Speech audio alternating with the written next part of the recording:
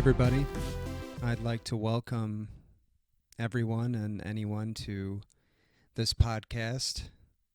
My name is Kyle. I have not posted anything online here for a couple years now, or at least approaching a couple years now.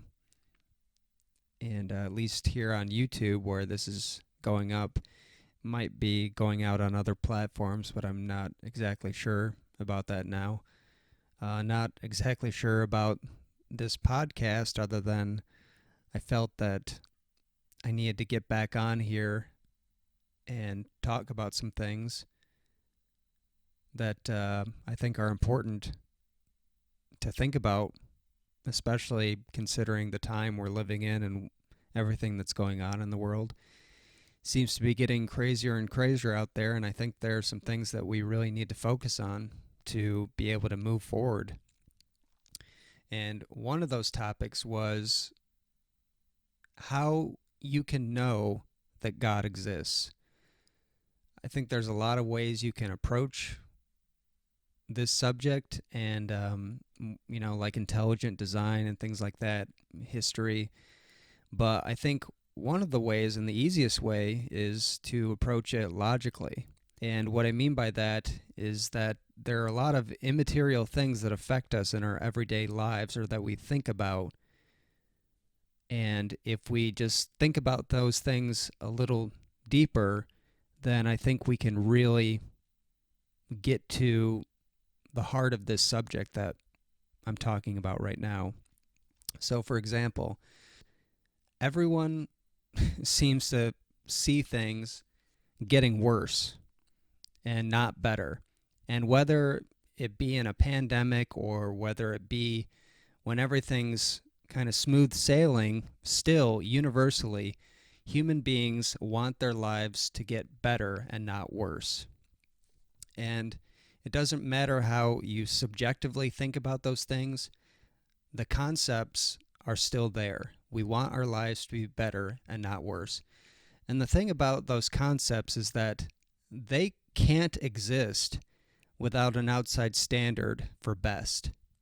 Better and worse only exist as degrees closer to or farther from an outside standard of best.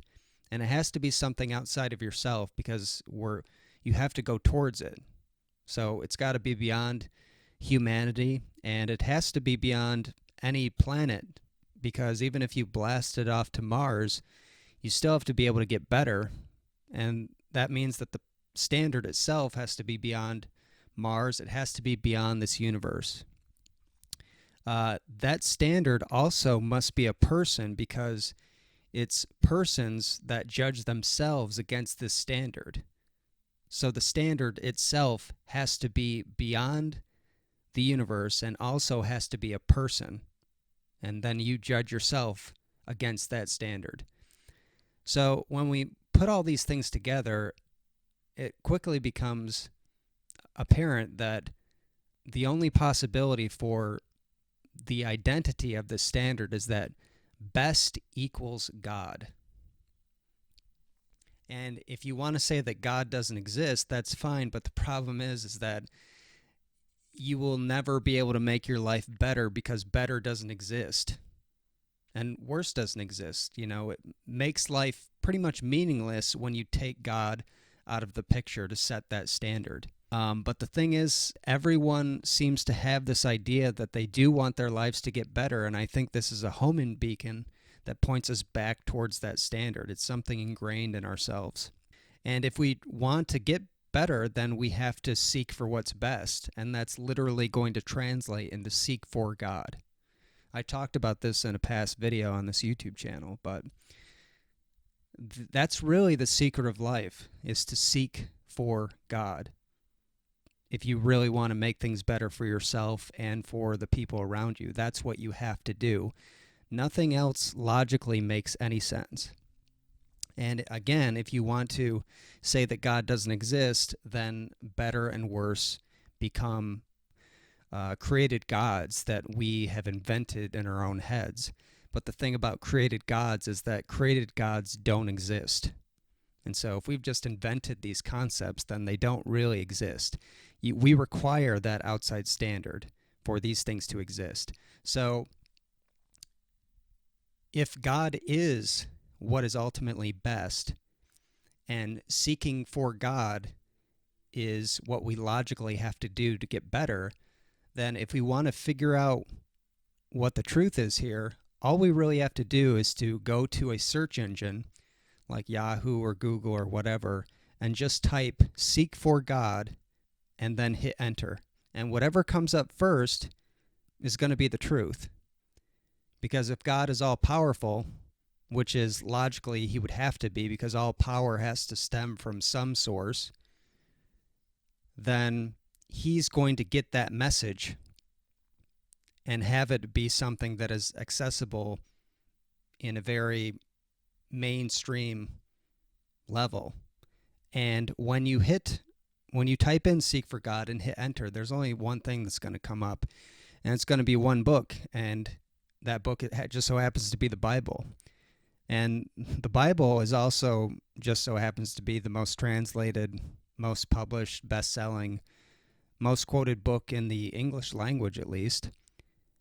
And in that book, there is a character in there called God, and he is telling people from beginning to end to seek for God, seek the Lord, seek the kingdom first, over and over again like a broken record. And when you see that and then think that, okay, if God does exist and God is the standard of best and God is the standard of good, what is ultimately good, then God can't be a deceiver. That's impossible. So when you take that into consideration and then look at the fact that only the Bible pops up when you type in this phrase, it becomes pretty much impossible that itself is a deception. That book has to contain the truth of God.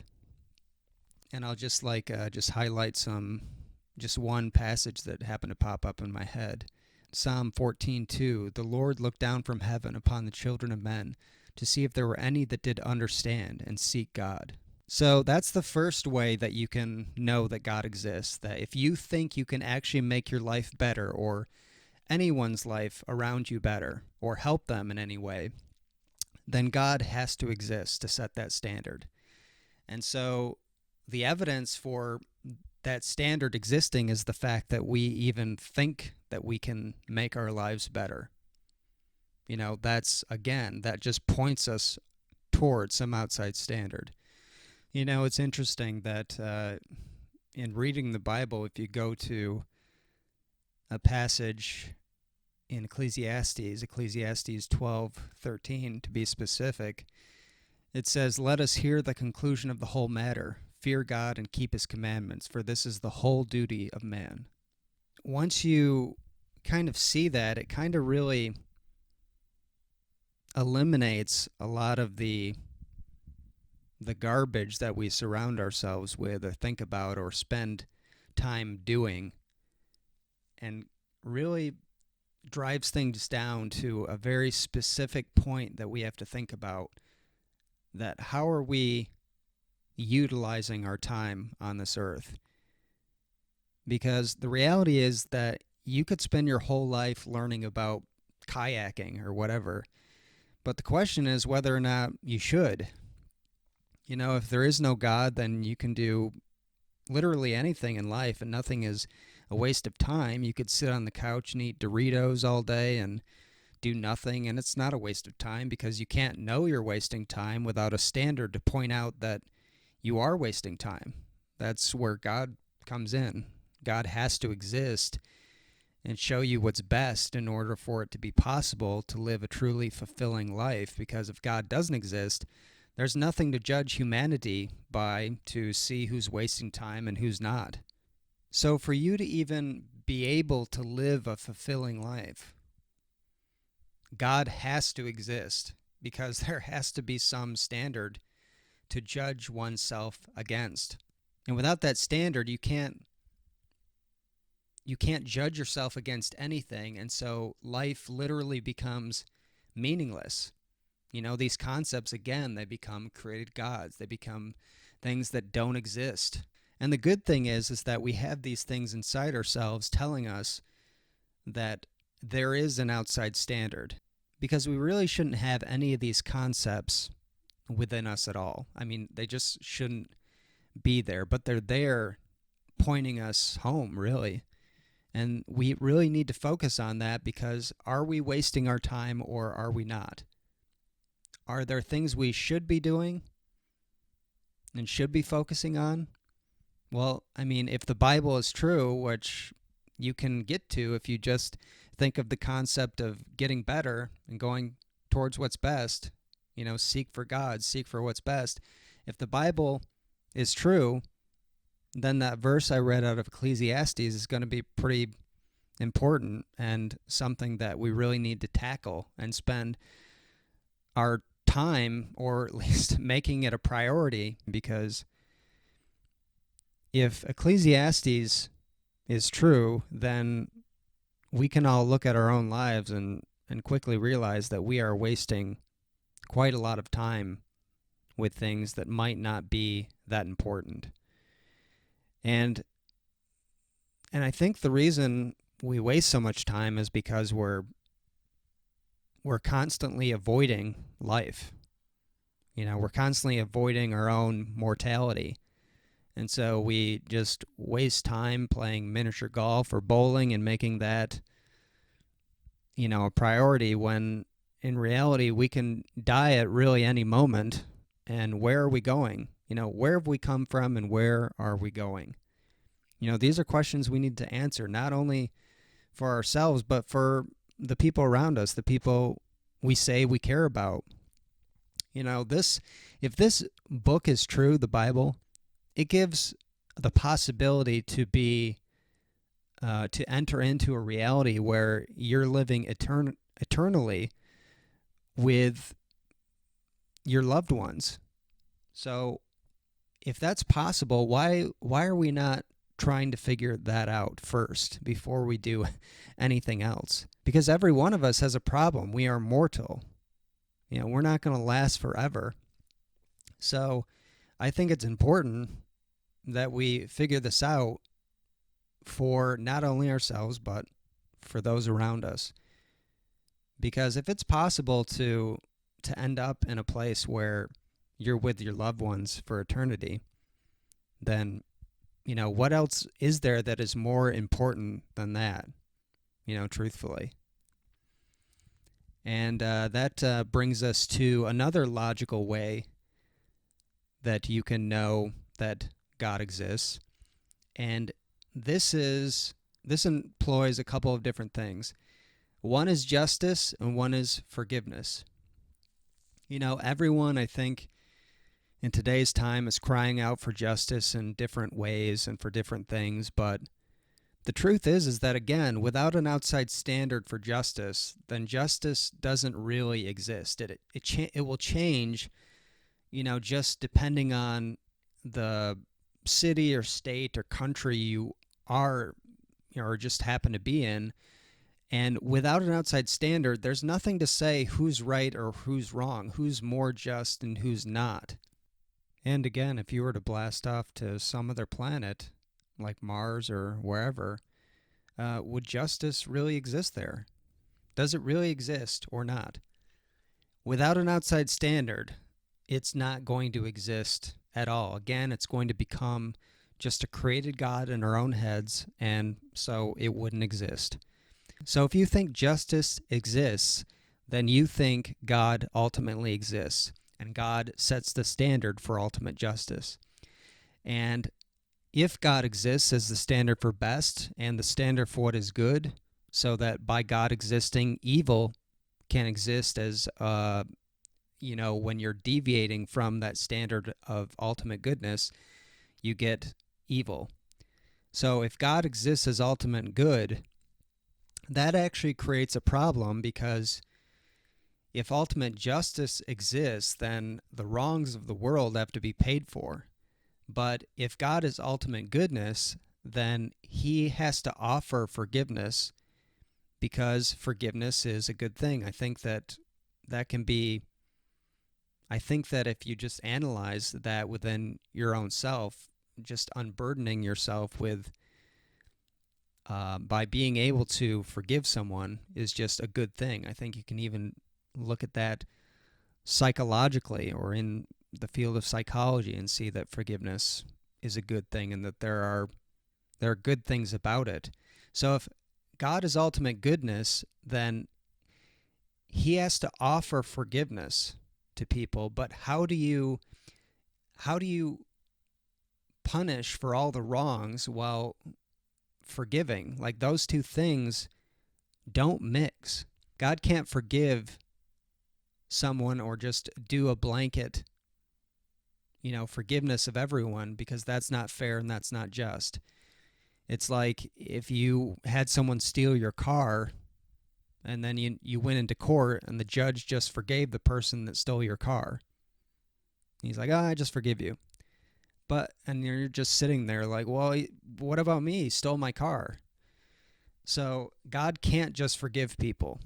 So if you think about this logically, then there's only one solution, and that is that God has to pay for all the wrongs himself, which then allows him to forgive people, or at least offer forgiveness justly, because he paid for all the wrongs. And then people can use their own free will to either accept or deny this forgiveness that's offered.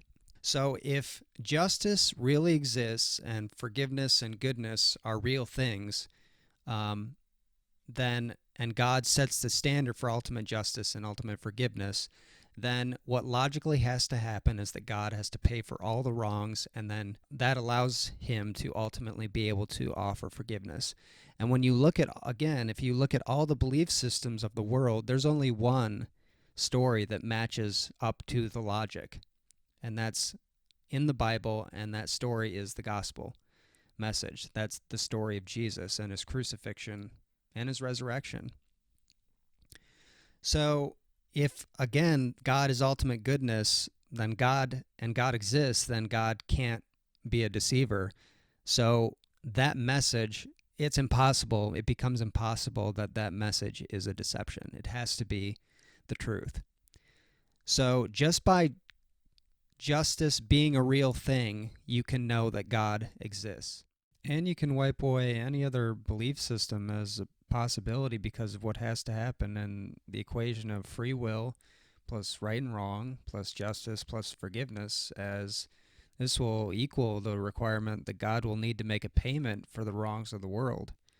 And in doing so, ultimate justice and ultimate forgiveness will really need to meet at a crossroads. This would have been something that would have been decided before the world even began. And, in fact, the Bible says in Revelation 13:8 that Jesus, the Lamb, was slain from the foundation of the world. No other belief system gets this exactly right like the Bible does. And I don't think it's coincidence that the gospel message of Jesus making a payment for the sins of the world just so happens to be a message that has gone worldwide like no other message, against all odds. And yet it was foretold by Jesus that the message would in fact eventually go worldwide in Matthew 24:14. Was that a lucky guess? I don't think so. So those are two easy ways that you can figure out whether God exists or not. If you think justice is a real thing, if you think goodness is a real thing, right and wrong, good and evil, if you think worse, better, and best are real things, then you have to recognize that God exists. Otherwise, those things are not real. Those things are created gods in your own head, and they don't exist. But there's no evidence of that. And the evidence that we do have is that there is an outside standard for all these things, because we feel and operate with the idea that these things are real. We want our lives to be better. And again, you can't make your life better without an outside standard for what is ultimately best. And that has to be God logically. And so if God is the standard for best, then the secret of life is to seek for what's best to get better, and that translates again to seek for God. So if we want to make our lives better, if we want to make the lives of the people around us better, we have to seek for God. And our lives can end at any moment. So what are we going to spend our lives doing?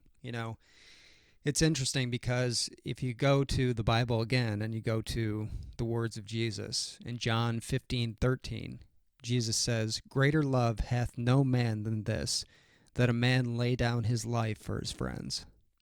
And when you think about that, that can happen in a few different levels. There's the idea of, pushing someone out of the way and getting hit by the car yourself to save one's life.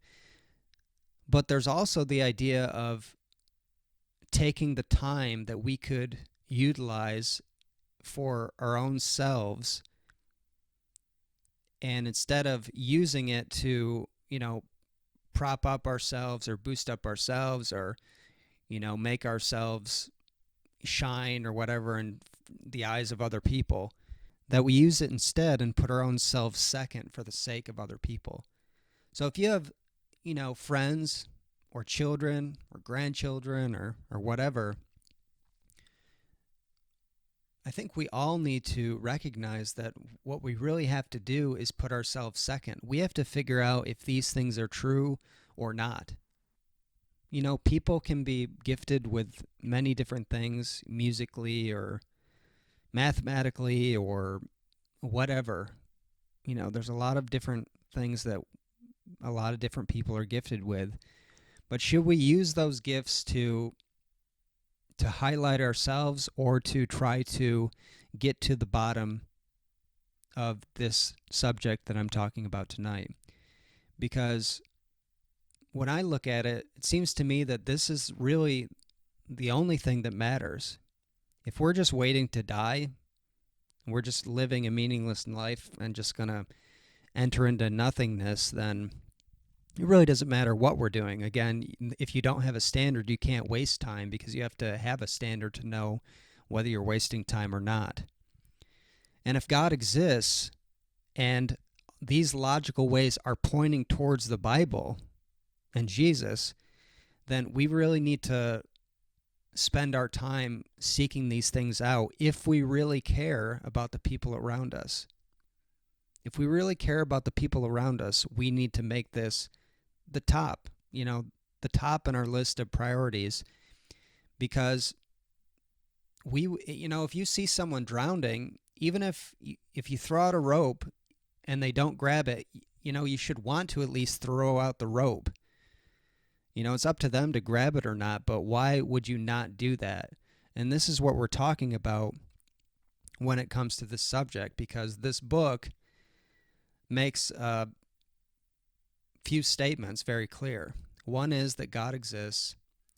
The other is that God loves everyone, that he wants everyone to live eternally with him, with everyone's loved ones, but that is a free choice, that he can offer forgiveness, but it's up to every individual to take that or not. And that if you choose to not take that, then you choose to enter into a reality where God honors your choice by putting you in a place that's away from him. Because if you don't choose him, then obviously you don't want to be with him. If you don't want to be with him, then he's going to logically put you in a place where you don't have to be with him. But if you're not with him, then logically also you're going to be in a reality that's far removed from all of God's qualities: justice, love, goodness, things like that. And that's what you'd call hell. Again, hell also is a logical place that has to exist to hold people that freely don't choose to enter into a reality where they want to live with God eternally. But I don't know why people would want to do that, but sadly there are going to be people that do that. But why would you want to do that? And also, why would you want to not help the people around you to make the right choice? Again, it's up to every individual to, whether or not they're going to make that choice. But again, if you see someone drowning, it's a good use of time, I would think, to try to throw them a rope. And I think that's the way we need to think about life itself, that if Jesus is real and the Bible tells the truth, which logically it seems to point to that, then we need to take it seriously.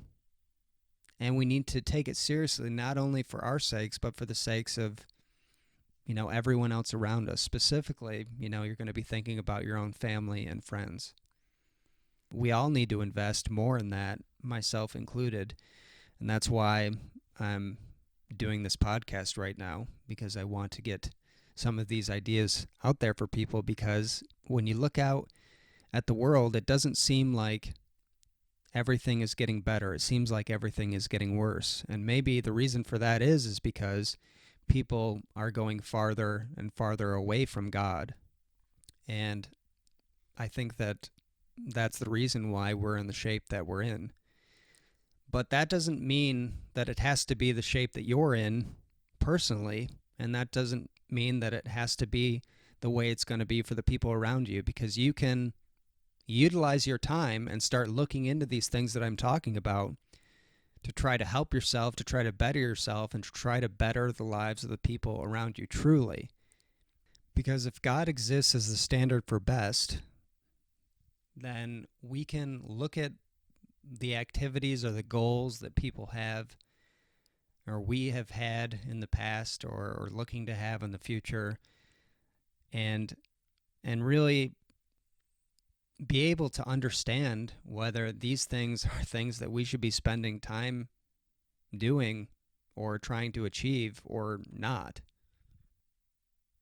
We could be trying to get enough money to buy some, expensive car or big house, or to go on vacations or whatever, or have like a huge, retirement or whatnot. But you know what? We could die at any second. So is that what we're supposed to be spending our time doing? The Bible, if it's true, says that's not what we're supposed to be spending our time doing. And there are a lot of people who could be doing that, thinking, and then everyone looks at them thinking, wow, if I could only be like that person. I mean, they have everything. They have a big house, a fancy car. They might have even maybe the relationship that we think that we might want. But the truth is, there's only one relationship that really needs to be the top priority, and that's your relationship with God. That's the one that says that that's going to lead to eternal life. That's the whole point of Jesus' gospel message, to enter into a relationship with him. He offers you forgiveness, and you take that and you're entering into a relationship with God himself. God who sets the standard for what is best. And a lot of people who have those fancy houses or fancy cars and are living just for those things, a lot of people might be thinking that they're living better lives than themselves. But the reality is that once they get to the end of their lives, if that's all they've spent their lives doing, then they're not going to find that they spent their lives bettering themselves, but rather that they've spent their lives making their situation worse. The only way that we can make our situation better is by seeking for God, seeking for what's best. And if that's the case, then why would we not make that a priority? Why would we not make that a priority for ourselves and for the people around us? Do you want your child's life to be better? Do you want your grandchild's life to be better? Do you want your friend's life to be better? Well, there's only one way to really help them with that. There's only one way to do that. You have to help them to seek for God. You have to throw that rope in the water, because everyone, whether they know it or not, is drowning. Everyone is heading to the end of their life. There's a beginning of their life. There's a mortal end of their life. But life will continue because God exists as that standard. But the question is, where are you going to spend your eternity? And where is everyone else going to spend their eternity? There's only one of two places, logically speaking, that's with God or removed from Him. And if that's the case, why would we not want to spend our lives making this subject the top in our list of priorities? Do we truly want to help the people around us, our friends and family, or do they just exist as things that help us seemingly form an identity or just exist to make us feel good? That's a question everyone needs to ask themselves. Because if you really love the people around you, then you're going to seek for God. Because you want your life to be better and you want the lives of the people around you to be better. And the only way better exists is as a step towards what is ultimately best, and that is God Himself. So I think that's where I want to leave it tonight. And just thank anyone who is listening to this or will listen to this. And I don't know how many more of these I'll do, but I do think there are going to be a number of other podcasts in the future because the world is getting crazier and crazier. And I think the reason is because we're living in very biblical times. We're getting close to the end of the book. And so I think now more than ever is the time for us to focus on these subjects. And if you do, I think you'll find that the weight of the truth means life, and that we need to listen when the truth speaks.